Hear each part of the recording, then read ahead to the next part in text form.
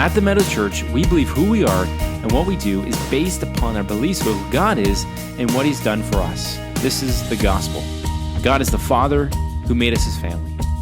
God is the Son who saves us and calls us His disciples. God is the Spirit who sent Jesus and now sends us as missionaries. We are a family of missionary disciples. And therefore we do four things. We gather on Sunday mornings. We go as missional communities. We grow as DNA groups, and we give of ourselves, our time, our talent, and our treasure. We are the Meadows Church. Therefore, we ask you to join us as we join Jesus on His mission to see the gospel transform lives in our neighborhood of Church of Meadows, our city of Mississauga, and all around the world. Good morning and welcome to the Meadows Church Online. My name is Graham and I just want to welcome you here this morning. Well, hopefully you're up a little bit earlier. The clocks did go ahead 1 hour today, so hopefully we still have people here. Hopefully you didn't sleep in. Hopefully you didn't forget about that. But that's also another just key signal that spring is here. We've had some really nice weather this week. I know it's going to get a little cold next week again. But again, we are just so excited for what God is going to do. It's excited to see stores open. Hopefully churches will get back together soon. And also Easter is coming. Lots of stuff up ahead. And so we're going to be talking about that a little bit in our announcements and in our sermon time today. But for now, I'm going to let JD take it away as he leads us in worshiping this morning. And it's all about Jesus. It's all about what He has done. And we are following after Him no matter the cost. And so we're excited to see what God will continue to do through us. But for now, let's just worship this morning His holy name. And so JD can take it away. Break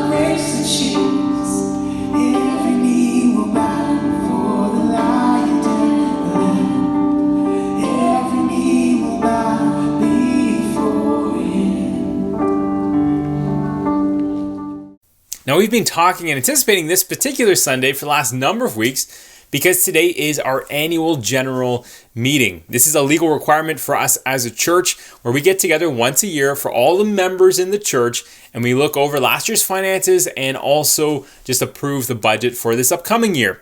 And so it's just a great chance. I know there's a lot of, to do with finances in there, but at the same point in time, it's way more than that. Finances are important, but also we just want to talk a little bit about our ideas and hopes and plans for what the next 6 months is going to look like, how we're going to reopen, how we're going to get back to being in person, and just what we're hoping to achieve and see God do throughout this upcoming year.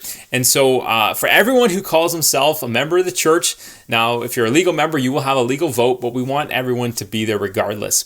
And so it is today at 11 a.m., usually when our kids' time is, on Zoom. And so if you are one of the members of the church, you've been sent an email on Friday with a link on it, but also right now there will be an email in your email box for you to look at and click on. And so just make sure you're there. Make sure you're there on time.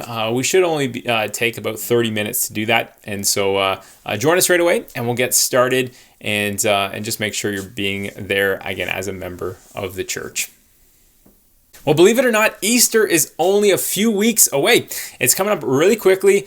I'm really hoping that the Ontario government moves us from gray zone to red zone before then, but you never know. They're being quite slow on this transition here in our region, but we still have big plans for Easter. I just wanted to highlight a few of them now, but you'll see more and more information coming out this in the next coming weeks. First off, we're going to have 2 services on that weekend. We're going to do our Sunday morning service. We're going to do it online. We're going to hope to see lots of people there. I want to encourage you to already start to be thinking through and praying through who is it that you can invite to join us online. I'll also be sending out requests for videos just so that we kind of have an even bigger celebration, kind of like what we did last year. And so we're going to be doing Sunday morning online, but Friday, Good Friday, we're going to try to do an in-person service. And so we'll be doing that at Streetsville Baptist Church. It's a church that is relatively still close to us in Streetsville. We'll send out all that information, but we're going to be doing that on Friday afternoon. We'll send out the more specific details as we get closer to it. But what we want to do is an in-person service where we're reflecting on the death of Christ and taking part in communion together. Again, we have not done that since November, and so we're very eager to get back and doing that. And so our hope is to get to red so that we can do that service without any issues. But even if it is in gray, we're going to be looking at doing a 10-person service and maybe even multiple of those, just so we can get back together. But again, we'll be hearing more details about that in the coming weeks. But Easter is coming. Be praying for it, being excited for it. It's a very important time for us as Christians, something that we always need to celebrate and reflect on, but also something we can include our neighbors in as well. So Easter is coming, and just be ready and prepared for what God will do during that time. As I mentioned, there won't be any kids' time today just because of our members meeting. And because of that, there won't be any video from Neha this week highlighting that. But I just wanted to mention about a week ago, Neha finished her internship. And so we just want to thank her for all the work that she has done over that period of time. She's still going to be involved. She's still going to be a volunteering part of the church. And if there was a kids' time, she's going to continue on doing those videos as well for us. And so share your appreciation with her, let her know, and don't worry, she's not going anywhere anytime soon. So just stay connected with her as well. But I just wanted to mention that and just share just our appreciation, how much it's meant to us for her to be a part of this and really contribute in so many important ways.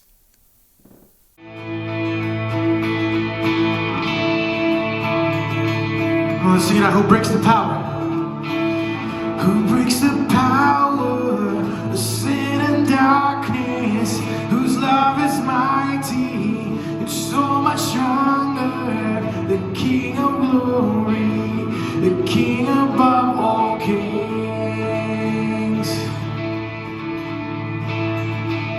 Who shakes the whole earth with holy thunder and leaves us breathless in our wonder. The King of glory, the King above all kings. This is amazing grace. This is unfailing love. And you would take my place.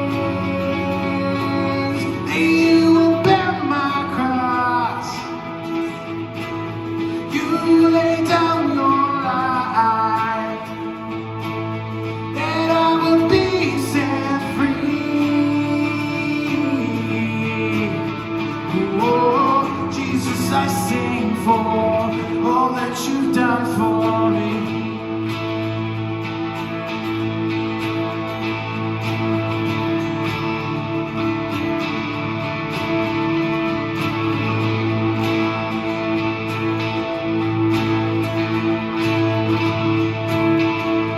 Who brings her chaos? Who brings her chaos back into order? Who makes the orphan the son and daughter?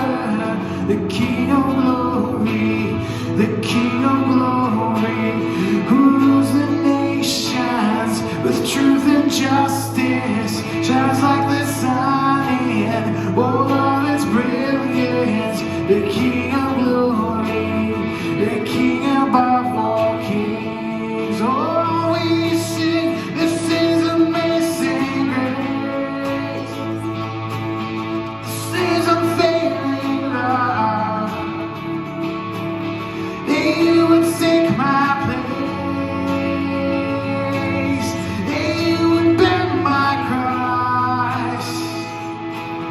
You laid down your life, that I will be set free. Oh, Jesus, I sing for all that you've done for me.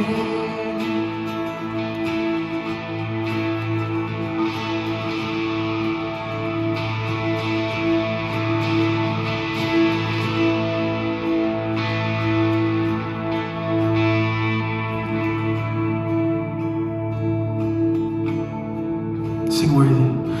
Worthy is the Lamb who was slain. Worthy is the King who conquers the grave. Worthy is the Lamb who was slain. Worthy is the King who conquers the grave. Worthy is the Lamb who was slain. Worthy is the King who conquers the grave. Worthy is the Lamb who was slain. Worthy, worthy, worthy. This is amazing grace. This is unfailing love. That you would take my place, that you would bear my cross. You laid down your life, that I would be set free. Oh, Jesus, I sing for all that you've done for me.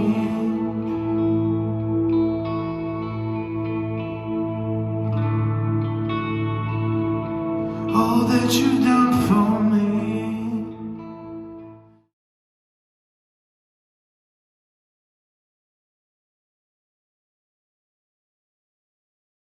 This past week marks the first anniversary of the start of the pandemic. And I would say because of the pandemic, more than any other year in our entire lives, politics has been so front and center. So much so because we cannot even leave our homes based on what the government chooses to do. And so we've had to battle this real question of how does religion and politics blend together? How do we navigate them both? And I think here in Canada, just the Canadian culture is one of a high trust in the government. Unlike the States, we trust the government to do their best, and we're not going to resist that much. And even in the Canadian church culture, I would say the average culture, the average tendency to do is to stay as far away from politics as we possibly can. We view them as water and oil. They don't go together. But today, we're going to look at that question really when it comes to Jesus. How does he navigate between the two of them? And I really think that he doesn't go from one extreme to the other. He doesn't avoid politics at all costs, which, again, many of the Christians in our churches and in Canada really do. We avoid it. That's the side that we probably lean more on. Jesus doesn't do that. But he also doesn't make it all about politics, which again, in some parts of the world, or even in Canada, we can go into that side of the ditch as well. And so how does Jesus navigate between these two? Well, we're going to be jumping into Mark chapter 12 today. and go into probably a pretty famous verse that is used, and I would say used very much out of context often to not get what Jesus is saying at. So we want to take a very close look at Mark chapter 12, starting in verse 13, going to verse 17, and seeing what Jesus does here. How does he navigate politics and religion? Let's take a closer look. Let me read for us.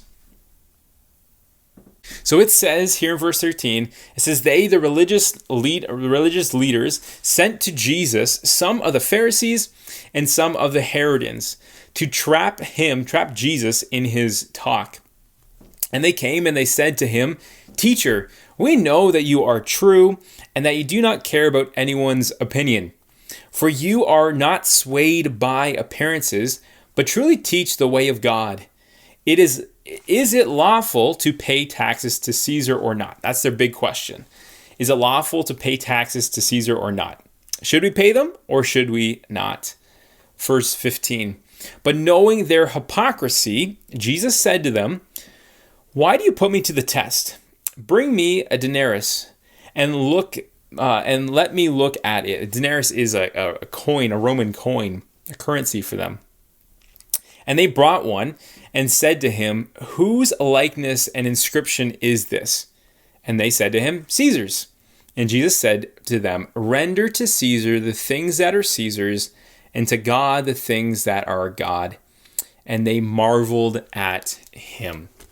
They came to test him. They asked him a very difficult, and we're going to get into that difficult, challenging question for Jesus. And he responds with a great answer, so much so that they marvel at him.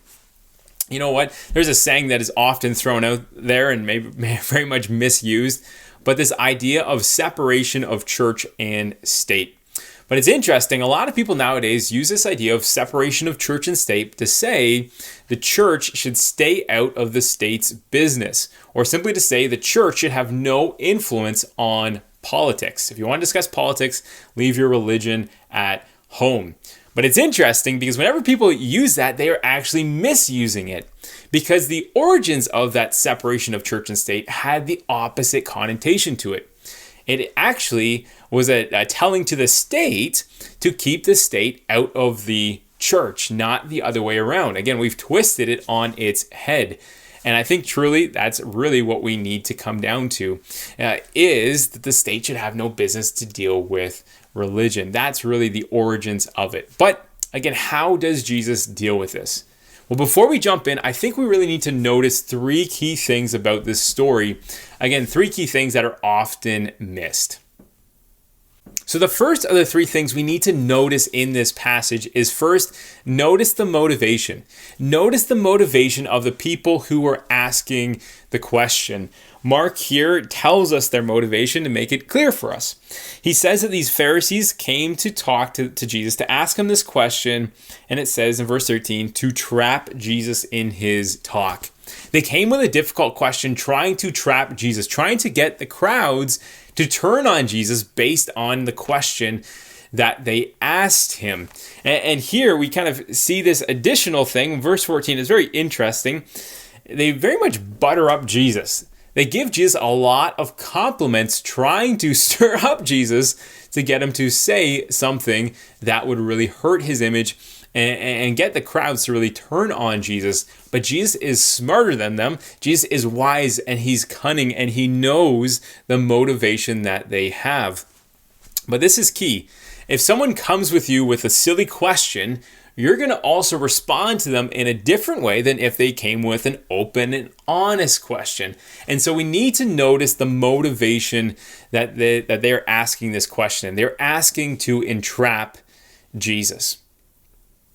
Now, the second thing we need to notice is notice the audience. And this is key and is part of that motivational aspect of things in the first place. Notice the audience. Well, here again, the passage in verse 12 points out for us two key groups of people who make up the audience. The first is the Pharisees, and the next ones are the Herodians. And so both of these are very important people to understand. The Pharisees are, again, the religious elite. They're the ones who are trying to maintain the law. They actually have a lot of influence and pull. And again, in the idea of Israel, they are really governed as a religious country. It is the religious leaders who are leading the country. Again, unlike Canada, we are in a democracy. And in Israel, it would be called a theocracy. They're trying to be led by God or by the religious elites. And that would make up the Pharisees. And then we also have the Herodians, and that kind of stands for those people who would follow King Herod. They were very loyal to the king at that point in time. And so again, even here, we see two different groups who are on different sides of the political spectrum. One is very pro-religious, and one is very pro-king, pro-government. And so here's just some of the obvious kind of things that we need to point out here to maybe amplify just what these two differences are. Well, the first ones are the Pharisees, and really their allegiance and their devotion is to Israel as a Jewish nation. And at this point in time in history, Rome is occupying their lands. And so, rightfully so, they ask this question about paying taxes. And they're not paying taxes for their own leadership, they're paying taxes to the Rome, to Caesar, who is governing their state, and therefore occupying and taking away from their own desires and their own even growth as a nation. And so the Pharisees lean more so on the side of we need to rebel against the Roman emperor. We need to rebel against the governing authority that is upon us. And therefore, if Jesus says we should pay taxes to Caesar, then that's actually showing that Jesus is pro-Rome and therefore anti-Jewish. They're really trying to build this dichotomy here. And I think even here in Canada, we can relate to this. Because for the Pharisees, they're concerned that their money and their wealth and the wealth of the Jewish people are going to fund Roman expansion. They're going to fund wars. They're going to even fund the soldiers who are occupying their own nation. Why support evil? And even for us here in Canada, we can really struggle with this.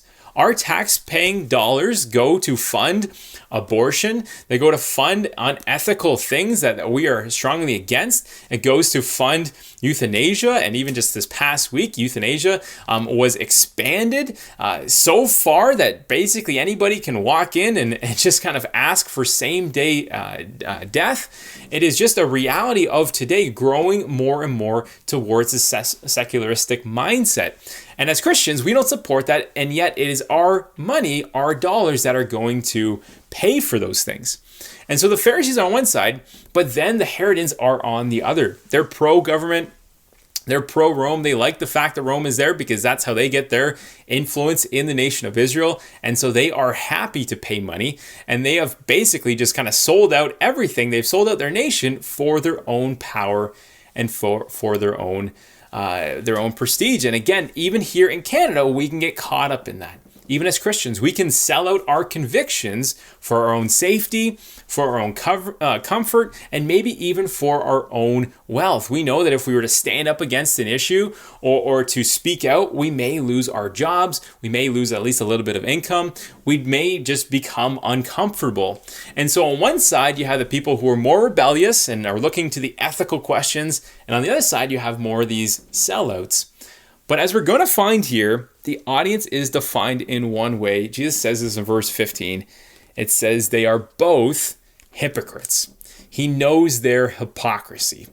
Now we're going to jump into that, but there's one more thing to notice. That last thing is to notice the context. This is really, really important. Knowing the context. There's two key things. First off, we see in the chapter before this, there's this cursing of the fig tree, which may seem random, but this really identifies that Jesus is more concerned about Israel than he is about Rome. Jesus is more focused on the people of Israel actually worshiping the true God rather than what Rome is currently doing to Israel. He's focused on the temple. We see that in the chapter again before, where he cleanses the temple. He casts people out, and he says, this is a house of prayer for God and not for your corruption. And he's focused on the hypocrisy and the broken worship and the just the driftedness of the Israel people. And we continue to see that as we continue to see in verse 13, where he talks actually about the destruction of the temple, that God is going to judge Israel and destroy that temple, but raise up something better. And that's the second thing we see here, where Jesus, in the context following this passage, also talks about his own death. He just referenced it right before it. He references it right after. He is focused on going to the cross. He is focused on his death and resurrection. He's focused on the death that is unjust and that causes suffering, but it will bring about justice and will set people free. And so this is the context that's going on. A deeper focus on Israel, not on Rome. An allowance of unjust and suffering taking place to himself and to his followers so that he will do something far, far greater than overcoming Rome and fixing Israel. He is going to do something far more profound through his own death and resurrection. So notice these three things: the motivation, the audience, and the context. And that really helps us get to verse 17 with this main verse, and really understanding this question of what is Jesus saying. Remember those three things, and let's ask this question: what does Jesus mean by verse 17? So let's read verse 17. So it's just on our minds in a deeper way. It says, "Render to Caesar the things that are Caesar's, and to God the things that are God's. So give to Caesar what is his, and give to God also what is his." Now remember, this is a very difficult, tense situation here. There's two different extreme groups. One wants him to say, don't give anything to Caesar, and the other one wants to say, give everything to Caesar. Again, these two extreme perspectives, and they're trying to catch Jesus so that they turn on him. The way I've thought about it is, if you're with a group of friends and you have some of your friends who are, live a homosexual lifestyle, and you have another friend who just wants to cause trouble and throws out the question, hey, what does the Bible say about homosexuality? Is homosexuality a sin? What do you think?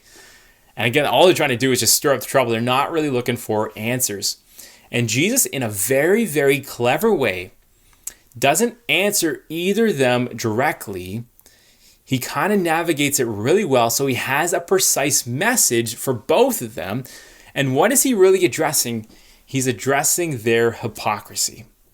And so for us as Christians, we I think even naturally as humans, we want clarity.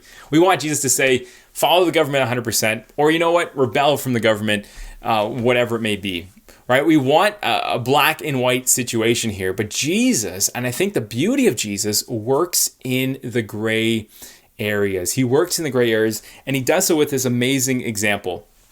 He asks them for a coin and shows them what's on the face. Now, similar to what our coins would have the face of the queen.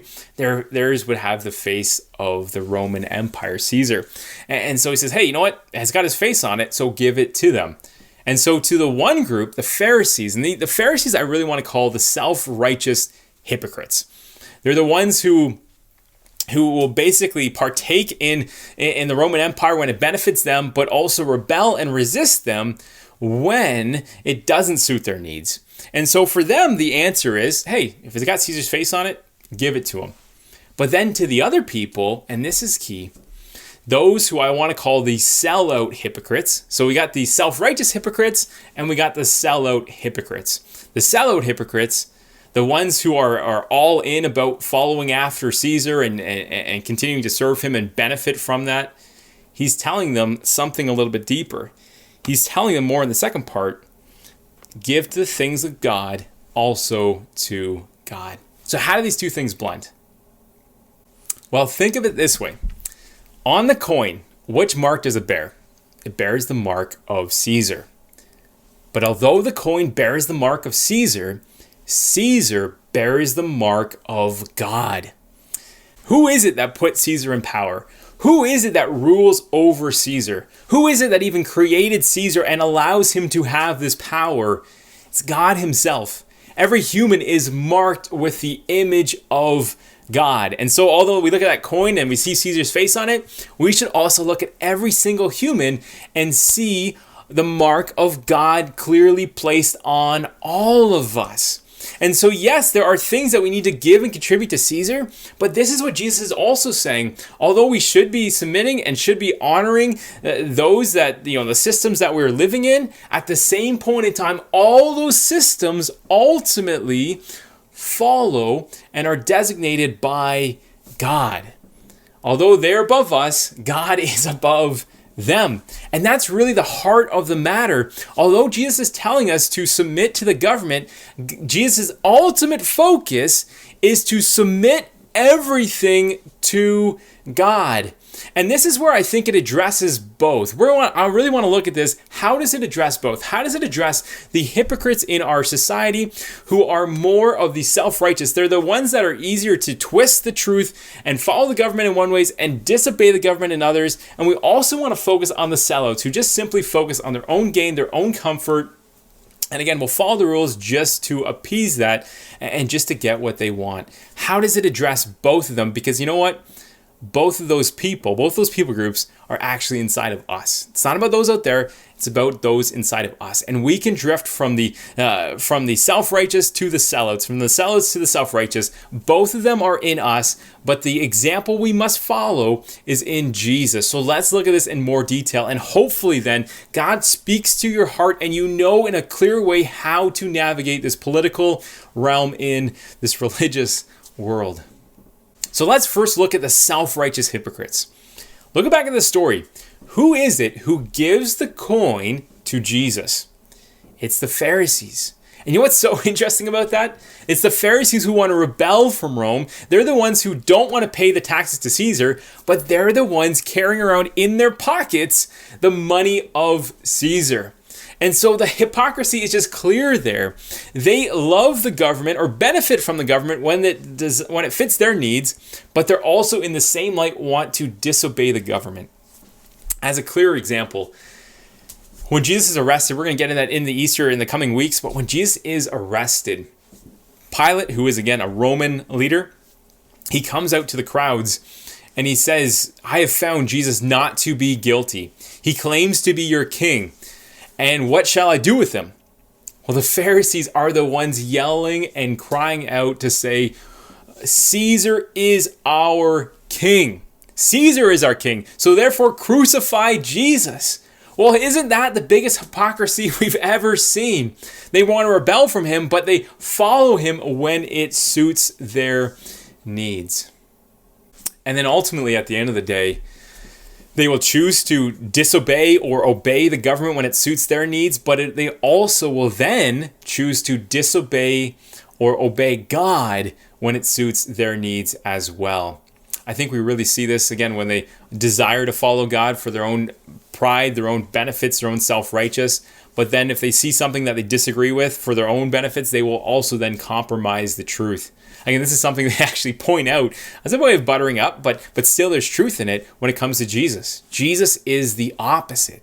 It doesn't matter what people think. It doesn't matter about the consequences. He will speak truth and he will live truth because he's not swayed by his own self-interest.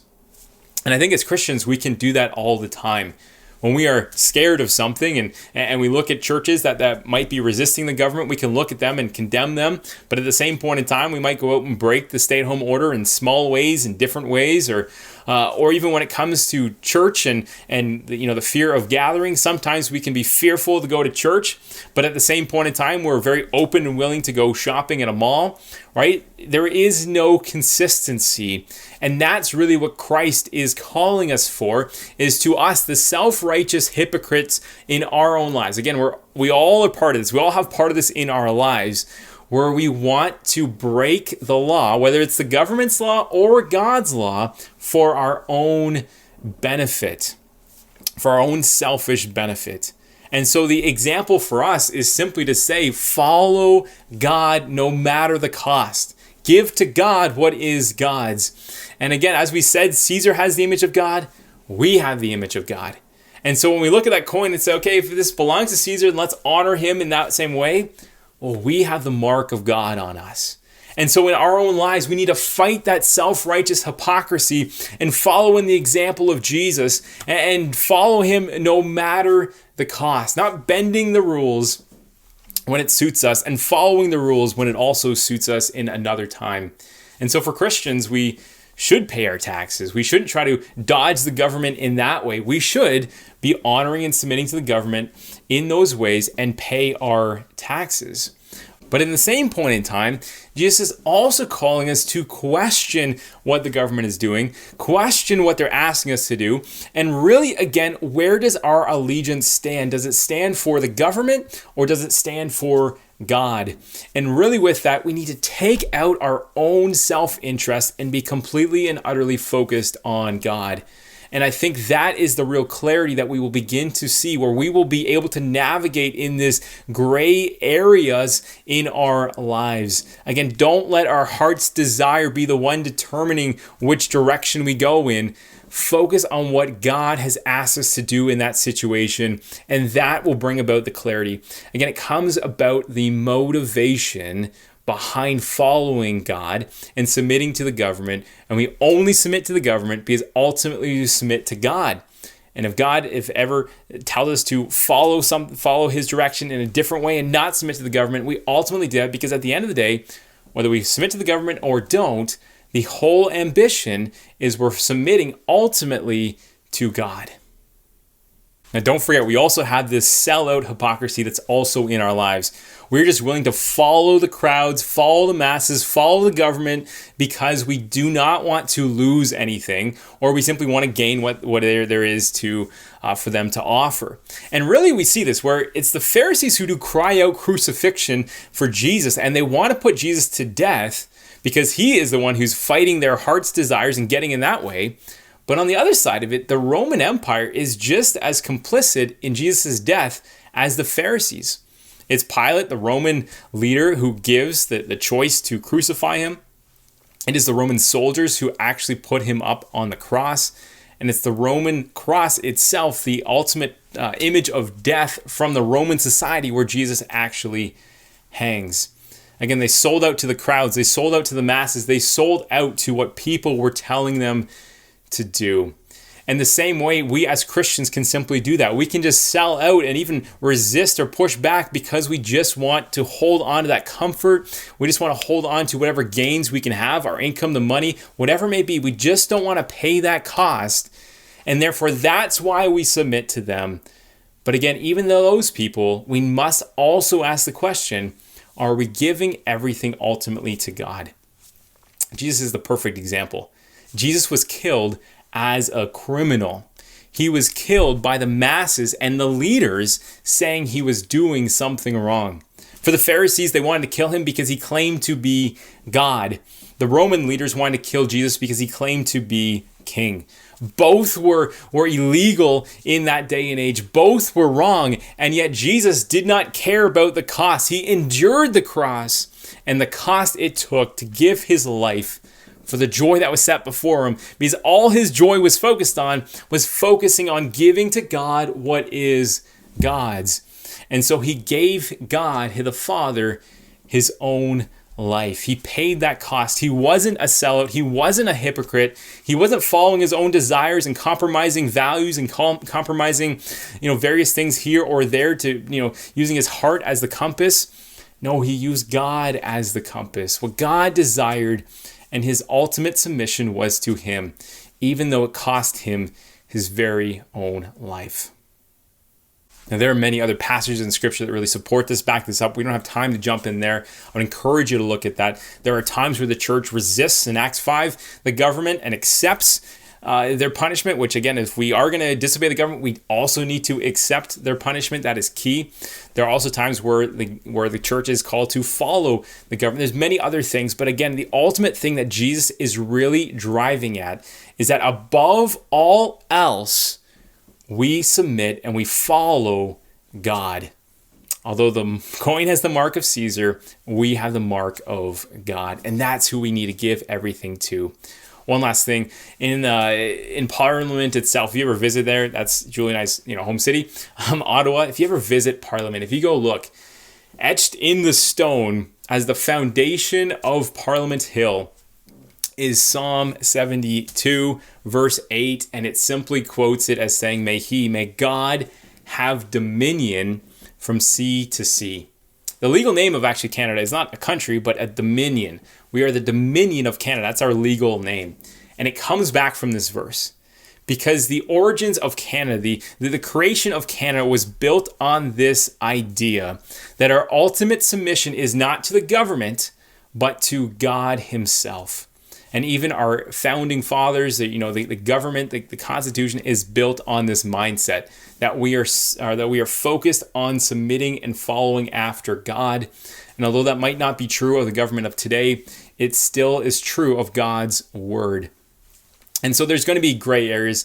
And I think that's part of the challenge is we always think that if we're going to disobey the government, if we're going to follow after God, and that means not following the government, we always think that was going to be clear.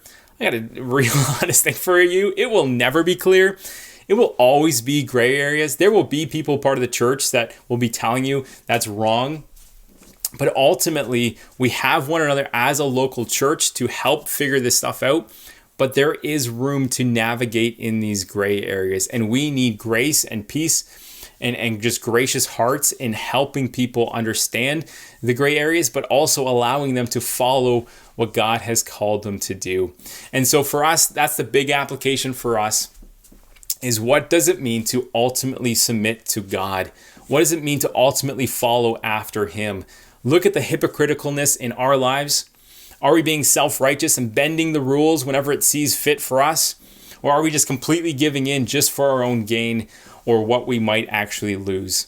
Or ultimately, are we following after Jesus and following him, submitting everything to God, no matter the cost, whether that means difficulty in submitting to the government and paying that cost, or the difficulty in rebelling and following after God? Both come with a cost, but ultimately is the motivation to serve God and advance his kingdom. Because again, that's what Jesus cared about. He cared about Israel, not Rome. And in the same way, our heart's desire is to see the church grow and be obedient to the Father above all else, no matter the cost.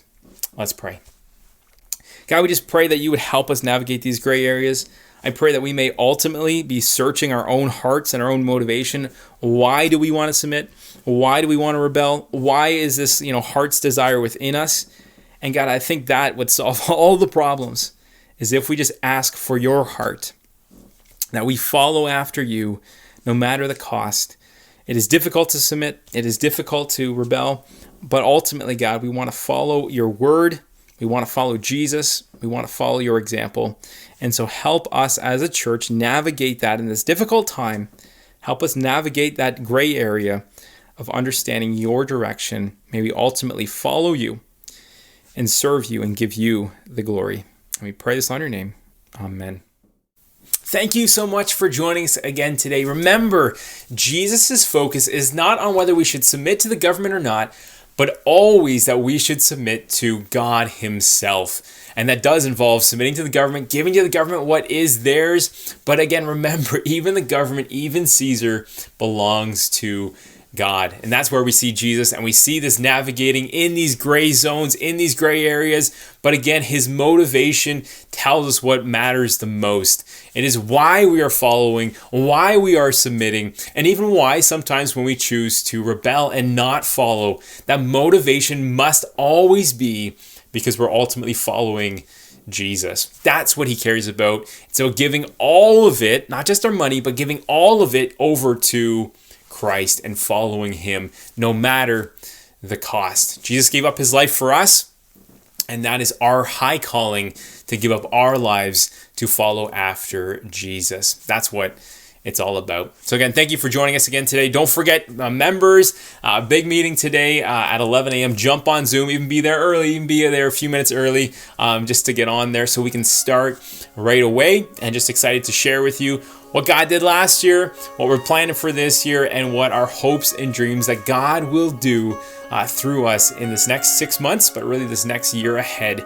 And so we'll see you there at the members meeting, and then to everyone else, we'll see you back here next Sunday morning at 10 a.m. We'll see you then.